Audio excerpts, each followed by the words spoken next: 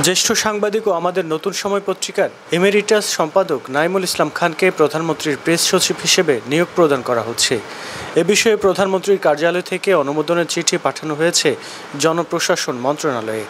মঙ্গলবার প্রধানমন্ত্রীর কার্যালয়ের পরিচালক এ.কে.এম. মনিরুজ্জামান স্বাক্ষরিত এক চিঠি থেকে এ তথ্য জানা গেছে।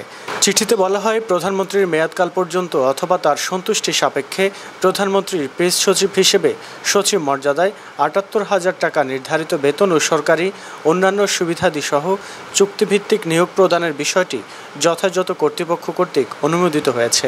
তার চুক্তিভিত্তিক নিয়োগের বিষয়ে প্রয়োজনীয় ব্যবস্থা নিতে বলা হয় এতে। প্রসঙ্গত, নাঈমুল ইসলাম খান ১৯৫৮ সালে কুমিল্লায় জন্মগ্রহণ করেন। কুমিল্লা জেলা স্কুল থেকে তিনি এসএসসি পাশ করেন। এরপর ঢাকা বিশ্ববিদ্যালয় থেকে স্নাতক ও স্নাতকোত্তর ডিগ্রি অর্জন করেন।